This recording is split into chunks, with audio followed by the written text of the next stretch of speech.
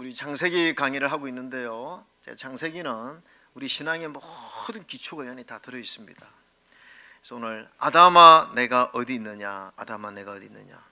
통계 여론조사법의 창시자인 조지 갤럽이라는 사람이 어떤 사람이 가장 행복한 사람일까, 어떤 사람이 불행을 느끼고 살아갈 것인가, 이거를 여론조사를 했습니다. 그래서 한 TV 프로그램에 나와서 이 여론조사의 결과를 한마디로 이렇게 보고했습니다. 그 보고가 이 내용입니다. 조사 결과 가장 행복한 사람은 생생한 종교적 체험을 가진 사람들이었고, 가장 불행한 사람은 밤낮 없이 술집을 드나드는 사람들이었다. 이거는 조사를 한 것이니까요. 여기서 종교적 체험을 했다는 것은 대부분 기독교인들이고 하나님과의 관계를 회복하고 여러분들처럼 이렇게 기쁨으로 신앙생활하고 있는 사람입니다. 저는요 이런 여론조사에 공감을 합니다. 다윗이라는 사람이 있었습니다. 그는 신앙적 체험을 많이 한 사람이죠. 이 다윗이 하나님과의 관계를 잘하면서 그가 고백한 게 무엇입니까? 여러분 잘 아는 시편 23편. 여호와는 나의 목자시니 내게 부족함이 없으리로다. 여러분, 부족함이 없다고 고백하는데 불행할 수 있겠습니까? 부족함이 없다는 거예요. 너무 넘친다는 것입니다. 이유가 뭐냐? 여호와가 나의 목자가 되었다는 것이죠. 이것은 하나님과의 나와의 관계가 잘 설정된 사람이 행복하다는 거예요. 그래서 저는 오늘 이 자리에 모인 여러분들이 행복한 자인 줄로 믿습니다. 우리는 하나님과 관계가 잘 설정되어 있으니까요. 원래 인간은요, 에덴 동산, 제가 지난주에도 말씀드렸듯이 하나님의 울타리 안에 있을 때 행복하게 살아갈 존재로 창조되었다는 것입니다. 하나님과의 언약 관계 안에 있을 때 하나님이 우리에게 주시고자 하는 모든 축복을 누리며 살 수 있는 존재라는 거죠.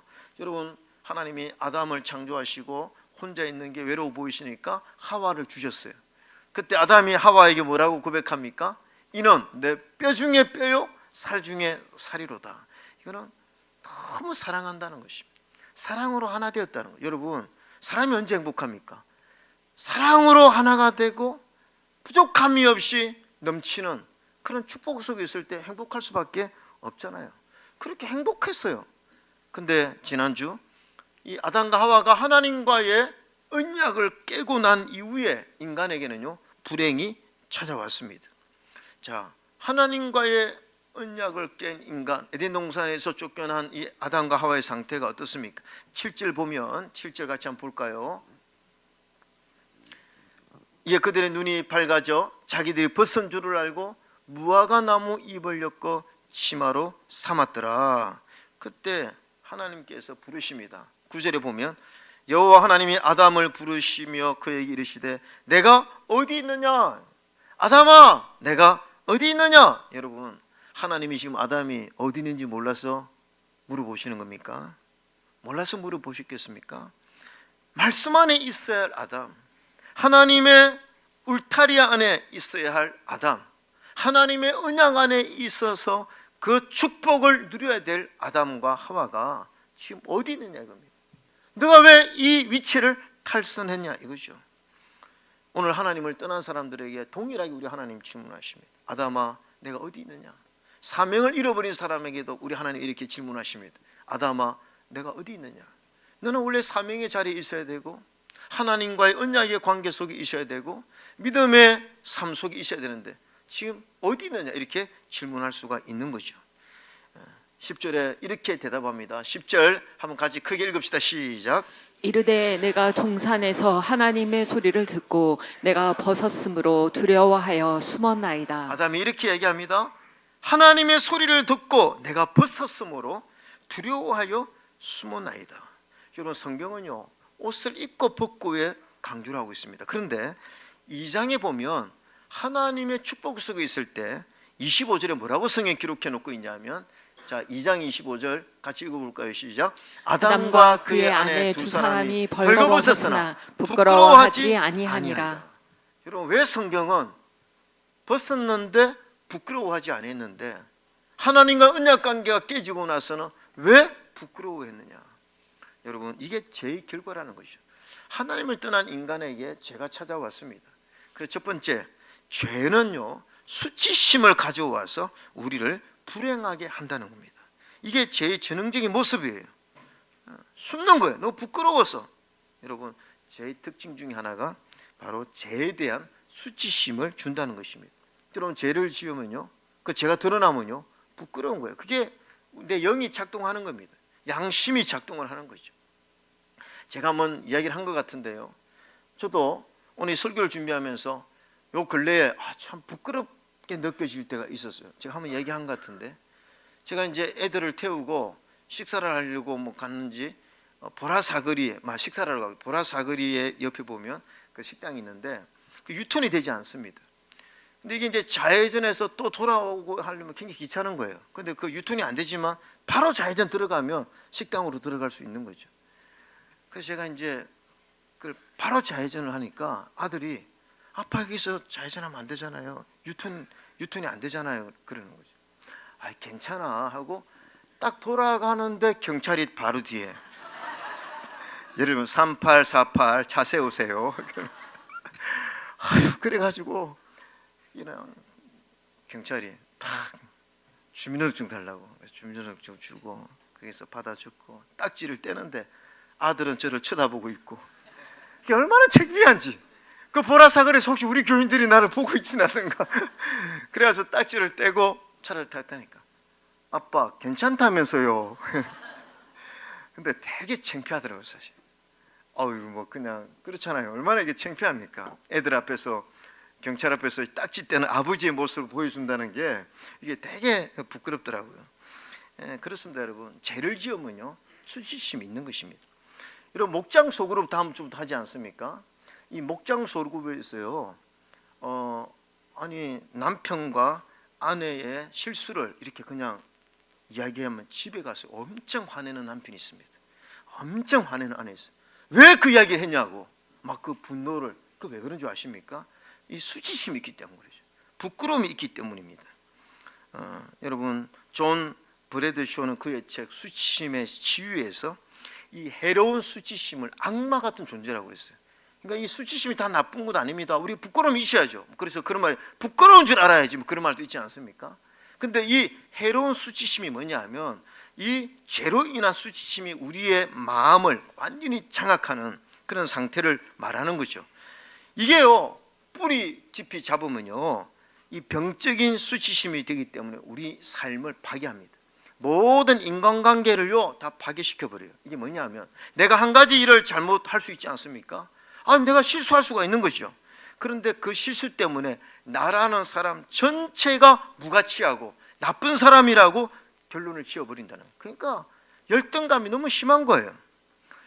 여러분, 이런 어릴 때 아버지부터 이 병신 같은 놈, 아무짝에도 쓸모없는 놈, 그런 소리를 들었다든지, 많은 청중 앞에서 엄청 수치심을 겪는 일을 당했다든지 이러면요 그 수치심이 해로운 수치심으로 자리를 잡아서 평생 내 삶을 힘들게 한다는 것이죠. 그리고요 이런 수치심이 있으면요 자꾸 자기 죄를 인정하려고 하지 않습니다. 내 죄를 인정하면 이게 너무 부끄러운 거예요. 내가 하지 않았다는 거예요. 너 때문이라고, 내가 이렇게 한 게 아니라고 자꾸 거짓말하고 이걸 가리려고 합니다. 보세요, 오늘 하나님이 아담에게 이렇게 묻습니다. 11절 이르시되 누가 너의 벗었음을 내게 알렸느냐? 내가 내게 먹지 말라 명한 그 나무 열매를 내가 먹었느냐? 그럼 하나님 죄송합니다, 내가 다 이거 잘못했습니다, 내가 가장으로서 이거 내가 실수했습니다, 이렇게 해야 되는데 뭐라고 합니까? 12절 자 한번 읽어봅시다. 12절 시작. 아담이 이르되 하나님이 주셔서 나와 함께 있는 여자가 그 나무 열매를 내게 주므로 내가 먹었나이다. 여러분, 조금씩만 하더라도 내 뼈 중에 뼈요, 살 중에 살이다 그래놓고 저 여자가 나 시켜서 나 먹었지, 내가 원인이 아닙니다, 이렇게 책임 전가하죠. 그러니까 하나님이 이 하와에게 물어보니까 또 뭐라고 합니까? 13절 여호와 하나님 여자에게 이르시되 내가 어찌하여 이렇게 하였느냐? 여자가 하나님 내가 원인입니다, 내가 이걸 따서 먹고 내 남편에게 주었습니다 해야 되는데 뱀이 나를 깨물어 내가 먹었습니다. 여러분, 죄의 특징이 뭡니까? 내 잘못을 인정하지를 않습니다. 그리고 그걸 포장합니다. 그 포장하는 기술 중에 하나가 거짓말이라고 제가 말씀드렸잖아요. 마귀는 항상 우리에게 거짓말을 가르치고, 왜? 거짓말을 해야 내 죄가 드러나지 않고 포장이 되기 때문에 그러는 것이죠. 명절 연휴 기간입니다. 우리가 가정으로 이렇게 모이는데, 여러분 건강한 가정의 특징이 뭡니까? 부부간에 비밀이 없다는 것입니다. 그래서 여러분의 가정에 남편과 아내가 서로 핸드폰 비밀번호 해서 서로 모르게 한다. 이거 약간 문제가 있는 거예요. 왜 갑자기 심각하게 저는 우리 아내와 저의 모든 핸드폰 다 오픈하죠. 뭔가 자꾸 죄를 지으면 우리가 숨겨야 되고 포장해야 되고 또 거짓말해야 되고 그런 것이죠. 뭐 이런 말 있습니다. 남자분들이요, 퇴근 후 집에 늦게 들어오고 술을 마시면서 아내에게 거짓말을 하는데, 친구의 장인이 죽었다. 계속 늦게 가야 하니까 친구 장인들이 자꾸 죽어 나가야 됩니다. 그 다음에 이제 장인들이 죽고 나면 그 다음에는 장모님들이 죽어요. 장모님들이 나중에는 죽일 사람이 없어지는 거예요. 왜 그렇습니까? 이게 이제 거짓말해야 내 잘못이 자꾸 포장이 되니까 자꾸 거짓말하게 되는 거죠. 왜 그렇습니까? 수치심 때문에. 두 번째가 뭐냐면, 죄는요, 두려움을 가져와서 또 우리를 불행하게 만든다는 것입니다. 자, 10절 다시 한번 읽어볼까요? 10절 시작. 이르되 내가 동산에서 하나님의 소리를 듣고 내가 벗었으므로 두려워하여 숨었나이다. 여러분, 하나님과의 언약 관계 속에 있었을 때 아담과 하와는 두려움이 없었어요. 두려울 이유도 없었고 소망이 넘치고 기쁨이 넘쳤는데 갑자기 두려움이 그에게 와서 숨었다는 것입니다. 여러분, 왜 숨었습니까? 하나님이 두려운 거예요.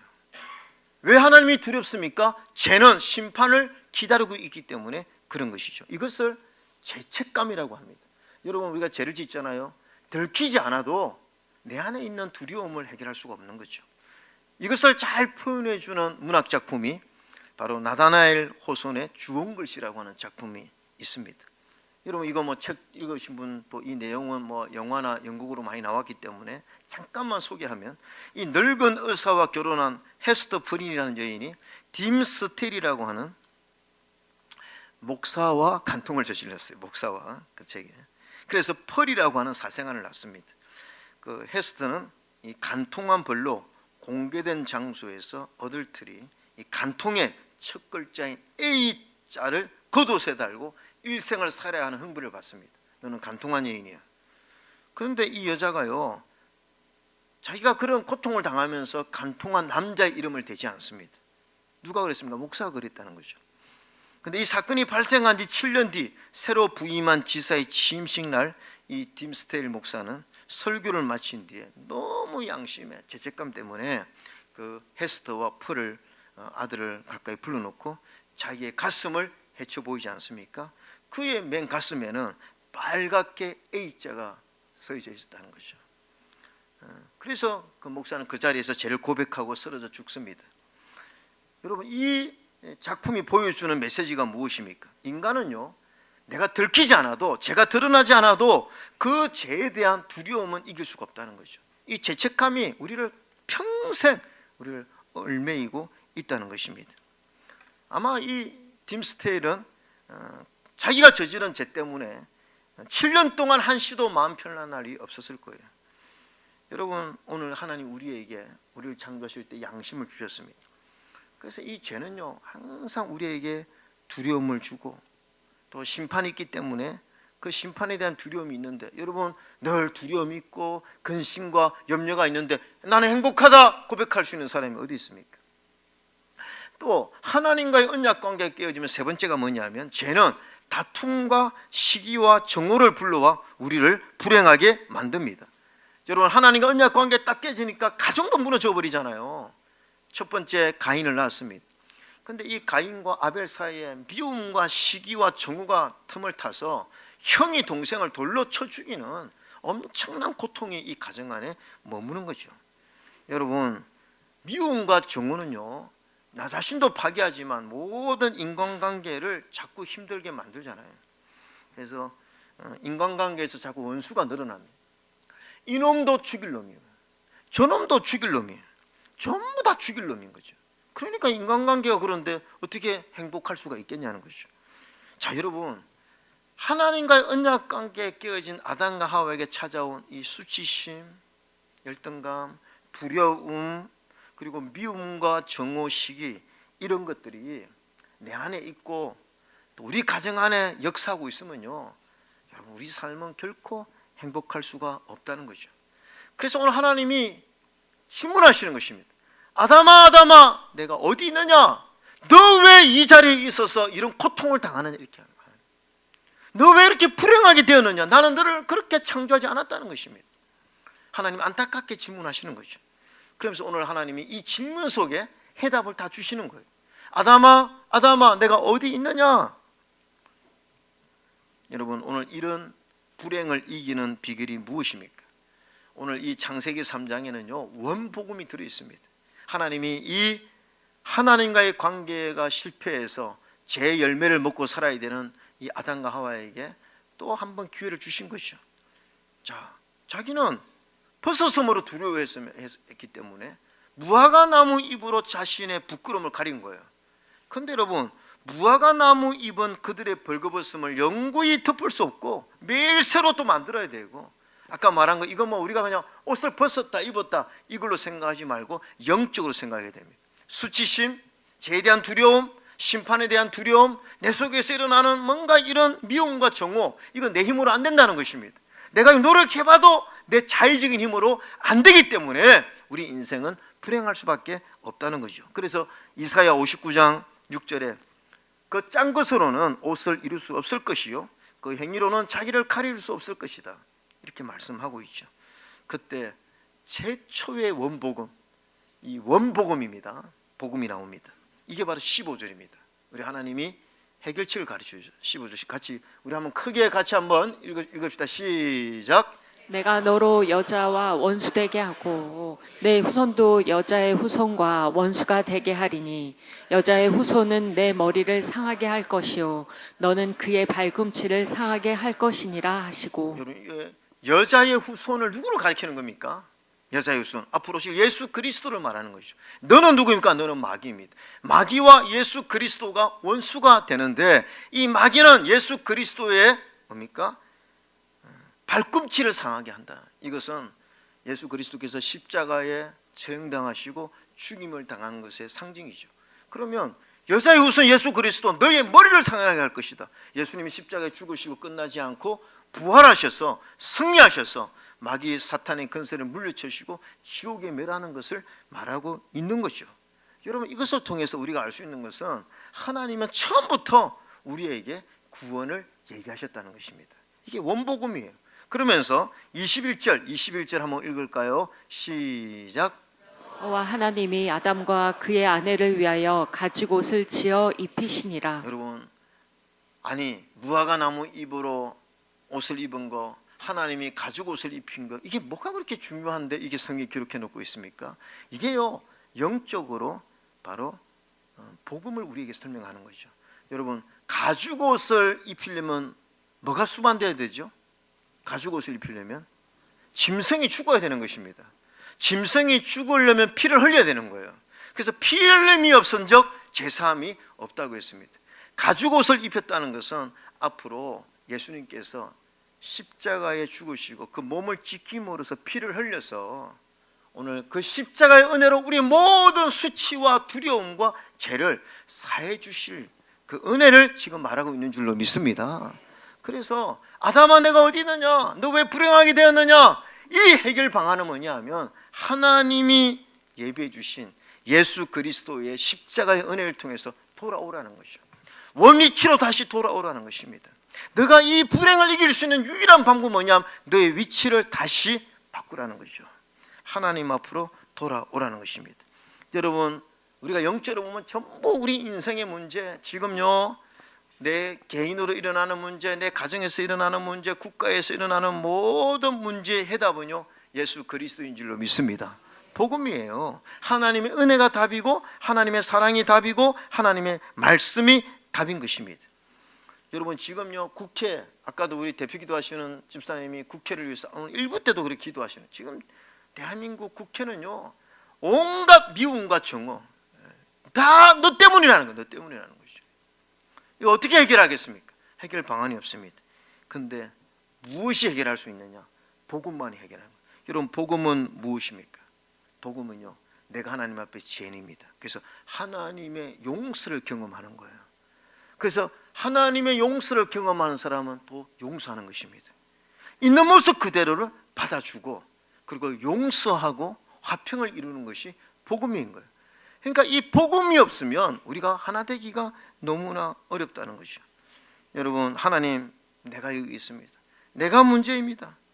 하나님 앞에, 하나님, 내가 여기 있었고 내가 죄인입니다. 그래서 하나님의 용서를 경험하고 하나님의 은혜를 경험하면 내 안에 강같은 평화가 넘치고 소망이 넘치고 사랑이 넘치는 거예요. 그건 내가 변하는 거예요.